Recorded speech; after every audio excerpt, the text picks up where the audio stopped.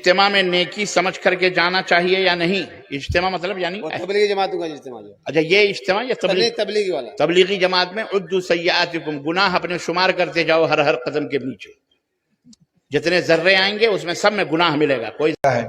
اب ان کی بدماشی اور شرارت دیکھیے، ان کے پاس ہر ایک سوال کا دو طریقے کا جواب ہوتا ہے کہ مجمع کو دے کر کے یہ جواب دیتے ہیں، ان کا جواب قرآن و حدیث سے تھوڑی نہ ہوتا ہے۔ انہوں نے پہلے پوچھا کہ آپ کس اجتماع کی بات کر رہے ہیں، کیا اس اجتماع کی بات نہیں کر رہے ہیں جو یہاں موجود ہے یا اور کسی اجتماع؟ کسی نے بتایا کہ تبلیغی اجتماع کی بات کر رہے ہیں۔ اب انہوں نے کہہ دیا کہ تبلیغی جماعت میں جانا ایسا ہے کہ ہر قدم پر اپنے نیکی جلاتے جاؤ اور گناہ اپنے نامہ اعمال میں شمار کراتے جاؤ۔ شاید انہیں ہوش نہیں ہے، دماغ میں عقل نام کی چیز نہیں ہے، اور انہیں خبر بھی نہیں تبلیغی جماعت کیا چیز ہے۔ اگر دنیا کے اندر تبلیغی جماعت نہ ہوتی تو شاید اہل حدیث کا وجود ہی دنیا میں نہ ہوتا۔ جو آپ کہیں بھی تھوڑے بہت جو نظر آ رہے ہیں یہ تبلیغی جماعت کی برکت سے ہی نظر آ رہے ہیں۔ آپ کو معلوم ہی نہیں تبلیغی جماعت کی محنت کیا ہے۔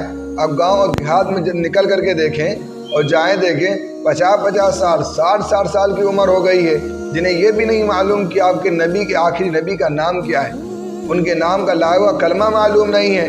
گاؤں دیہاتوں میں نکل کر کے آپ دیکھیں، یہ تو فتویٰ بازی کرنا بڑا آسان ہے، لوگوں کے اندر گشت کر کے ان کے اندر محنت کر کے ان کی کمی نکال کر کے ان کو بتانا۔ یہ آپ دیکھیں کہ آخر ان کی زندگی میں کیا ہے، معلوم ہی نہیں۔ 50 سال کی عمر ہو گئی ہے، 40 سال کی عمر ہو گئی ہے، غسل کرنے کا طریقہ معلوم نہیں ہے۔ جو فرض چیزیں انہیں یہ بھی معلوم نہیں کہ ہم غسل کیسے کریں۔ جو پاکی اور ناپاکی سے جنہیں سامنا ہوتا رہتا ہے وہ بھی ایسی زندگی گزار رہے ہیں۔ تبلیغی جماعت کی محنت ہے جو کہیں نہ کہیں مسجد آباد ہے، اس کے پیچھے تبلیغی جماعت کی محنت ہے۔ جو مسجد صدائے بلند ہو رہی ہے اس کے پیچھے تبلیغی جماعت کی محنت ہے۔ آپ کو ہوش بھی نہیں تبلیغی جماعت کیا ہے۔ دنیا کے اندر اگر کہیں بھی تھوڑی بہت دین نظر آ رہی ہے تو اللہ کی قسم اس کے پیچھے تبلیغی جماعت ہی کی محنت ہے۔ آپ نے پہچانا ہی نہیں تبلیغی جماعت نہائی کیا، آپ کو صرف فتویٰ بازی کرنے کا شوق ہے۔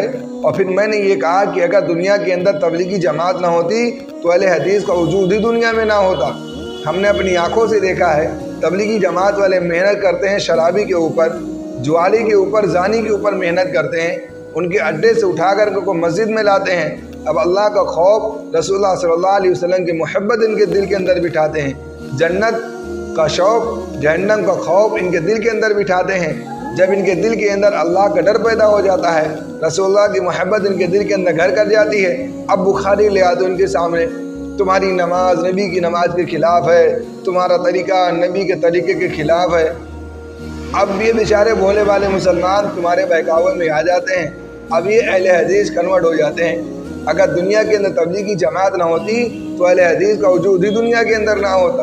جتنے بھی لوگ کنورٹ ہو رہے ہیں وہ شرابی نہیں ہو رہے، وہ جواڑی نہیں ہو رہے، وہ زانی نہیں ہو رہے، بلکہ بیچارے اللہ کے راستے میں وقت لگائے ہوئے لوگ ہی ہوتے ہیں۔ جب ان کے دل کے اندر جب تھوڑی بہت شوق پیدا ہو جاتی ہے، اب ان کے سامنے تم پر حملہ کرتے ہو اور بیچارے بھولے والے عوام تمہاری بتائے ہوئے راستہ و طریقے میں آ جاتے ہیں، کہیں نہ کہیں وہ بھی گمراہی کے راستے پر چلے جاتے ہیں۔ اہل حدیثوں، عقل کے ناخن لو کہ فتوی بازی کرنا بہت آسان ہے۔ تبلیغی جماعت کو حرام کہنے والوں، تبلیغی اجتماع پر اعتراض کرنے والوں، تمہاری حیثیت کیا ہے؟ تم نے دین کا کام کتنا کیا ہے؟ جتنا کام تبلیغی اجتماع نے کیا ہے۔ دنیا کے اندر کوئی سی تنظیم نہیں ہے جو عوام میں نکل کر کے، اور جن لوگوں کی عمر پڑھنے کے لائق نہیں ہے، جو مدرسے کے اندر داخلہ کرانے کے لائق نہیں ہے، عام لوگوں پر کتنی محنت اس نے کی ہے، شاید آپ کو اس بات کا اندازہ بھی نہیں۔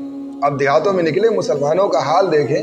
میں نے کہا غسل کرنے کا طریقہ معلوم نہیں ہے، ان تبلیغی جماعت والوں کی محنت ہے جنہوں نے کہیں نہ کہیں دنیا کے اندر جو آج دین باقی ہے اس کے پیچھے تبلیغی جماعت ہی کی محنت ہے۔ اللہ ہم سب کو بات سمجھنے کی توفیق عطا فرمائے، فتویٰ بازی سے دور رکھے۔